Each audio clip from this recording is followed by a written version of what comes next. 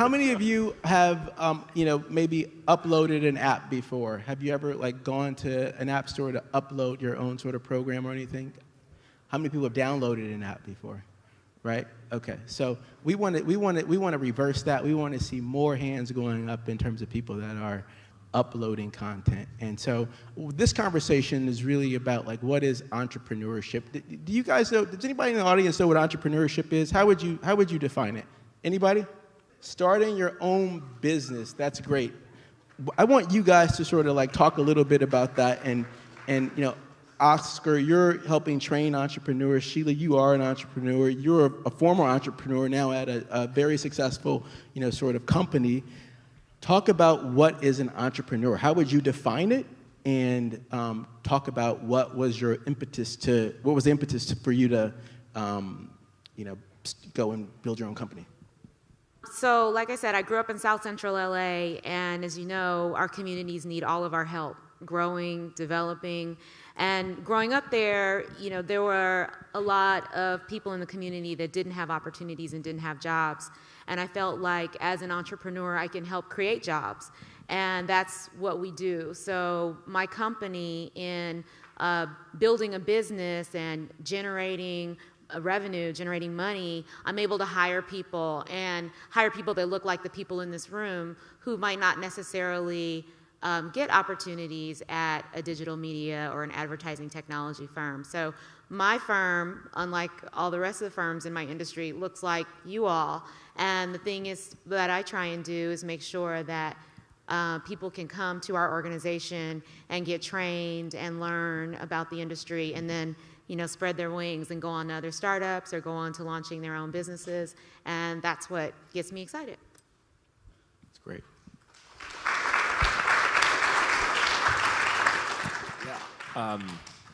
Entrepreneurship, what that means to me, I think it's, when you're nervous, you get that butterfly feeling in your stomach, and before you're going to speak on stage or you're about to ask someone out on a date or something like that. When you feel that way about a problem that you experience every day, and then you just decide that you want to do something about it, that's entrepreneurship. And so it can come in the form of you starting a company. It could come in the form of you doing something within your company. It could come in the form of you doing something within your school, something that changes the culture of how your school operates. That's entrepreneurship. So I think it is, starting companies is one way that we tend to look at it, but it's really about really taking ownership of a problem that you're really passionate about and seeing it through to the end, through no matter what anyone else thinks about it.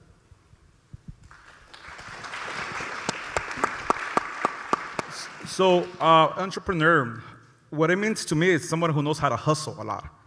So somebody's out there hustling all the time, right? So that's why I love speaking to a group like you, because a lot of us who grew up in South Central LA, we know how to hustle. We're the best hustlers that you can find anywhere in the world, right? So we know how to hustle. So let me ask you this. How many of you, and don't worry about your teachers being in the crowd, but how many of you are selling candies at schools right now? Huh? Come on, be real. How many of you are selling candies at school? All right, there goes your entrepreneur right there with the hands up over there. Don't be afraid of that, right? We talked about taking risk, and we talk about that feeling. You feel a little nervous about it, right? You're hustling all the time. And that's what an entrepreneur is. You're starting your own company. When you get to be our age, you're going to be able to say, look back and say, my first company was selling candies. Right? You bought them for 25 cents and you sold them for $1. That's an entrepreneur. It can't get easier than that. And I say that because my first company was selling pencils at school in the 6th grade. So if you're already selling something, you're already on your way to become an entrepreneur.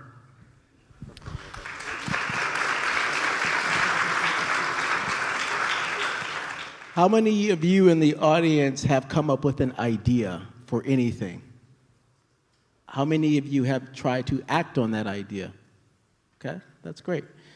Sheila, can you talk about, sort of the first idea that you came up with, and what were the steps that when you, sort of decided you wanted to do something entrepreneurial? What was that first sort of thing, and how did that idea, and then how did you act on it?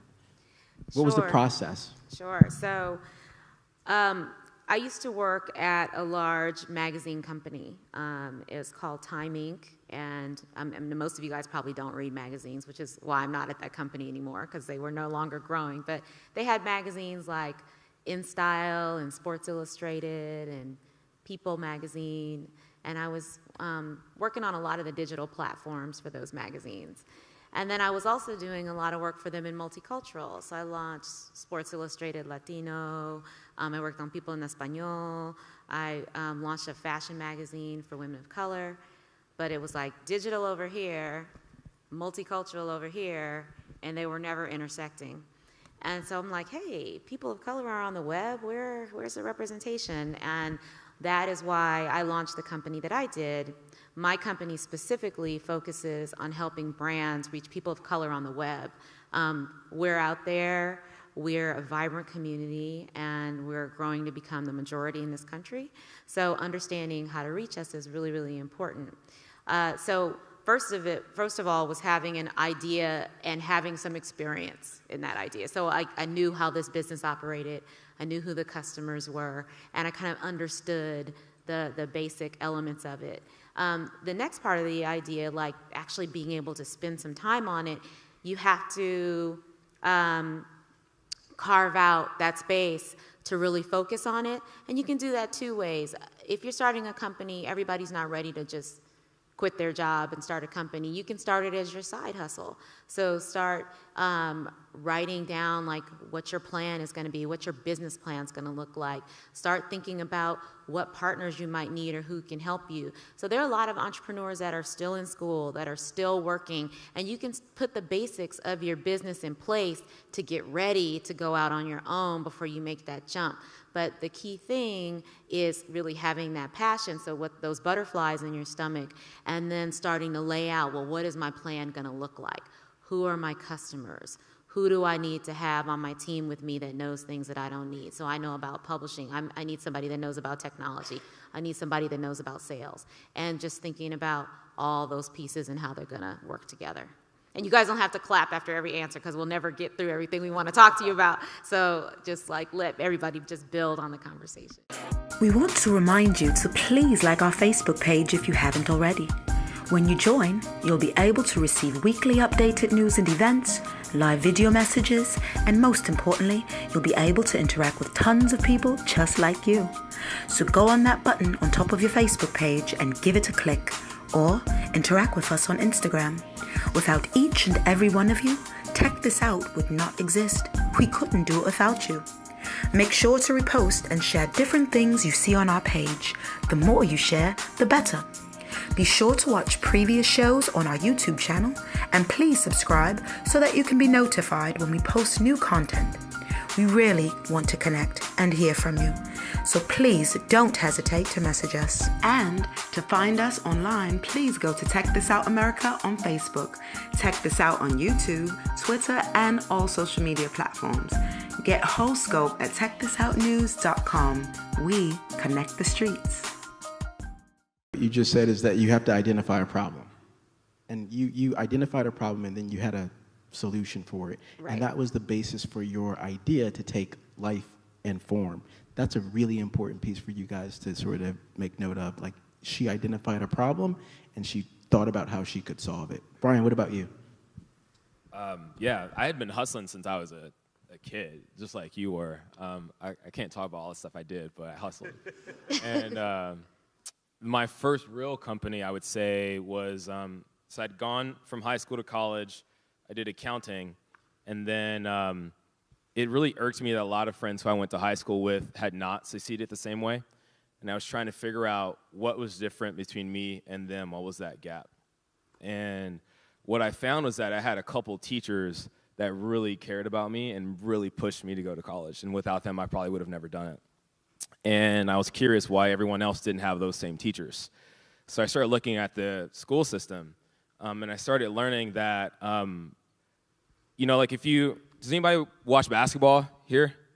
Right? All right, so when you want someone to play basketball for your team, you watch them play ball first, right?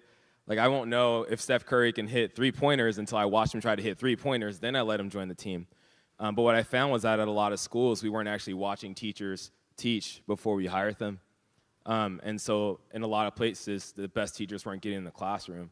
I was really annoyed by that. And so I decided to start a company to help solve that problem, where to make sure that every school saw a teacher teach before they came into the class. And the first thing I did was, I didn't know anything about education. I wasn't a teacher, so I found a teacher, and I found an engineer to help me out and help me build it. And I knew that was a problem. I didn't know that my solution was the right solution for it, and I had to be open, I had to pivot, all those words that we hear. But it was just knowing that I wanted from my siblings and my kids to have a better experience than I did. I wanted every kid to be one of those lucky kids. That's right. That's a good point. And one thing that you said that sort of triggered for me is that, look, take note. You don't have to know how to code to build a tech company. Don't think that you need to go learn some software language. That's an amazing thing that you should do, given how technology is rapidly changing. But don't feel that because you don't know JavaScript, you can't build a tech company. Now, you may not get venture capital funding, or you may not raise the money that you need, or you may. It doesn't mean that you won't, but just don't let that be a barrier to you, because both of these entrepreneurs have tech companies or have started tech companies, but don't necessarily. Would you describe yourself as a tech founder? In terms of your company? No, and. No, so I don't know how to code. I understand how to help an engineer build a product, but I don't know how to code myself. So being familiar with the process is critically important. And I'm not discounting what you do, because what you do is really important, and you are teaching students how to code so that they can have the fundamentals and the skill sets to really build technology companies. And that's an added bonus if you can develop a product that can scale and then also go out and sell it, because a venture capitalist, a person who's going to give you money, is going to look at that person and say, hey, this is a tech person, and they can build product. And that's how Mark Zuckerberg built Facebook. He was an engineer, and he taught himself how to code, and that made him an interesting sort of entrepreneur, because he was this hacker, this person that could take software and build all kinds of crazy things. So do you want to add anything? What would you sort of say to? I would say that you can't build a company by yourself, right? It's just impossible to build a company by yourself. So you can try. And you probably fail, which is not a bad thing, right? If you fail, you try another one again, and you get better at it. But you can't start a company by yourself. So with us, what we tell youngsters like you is that we usually put you in groups of 4, right? A startup of 4 people, and one of those 4 people is what we call a project manager, right?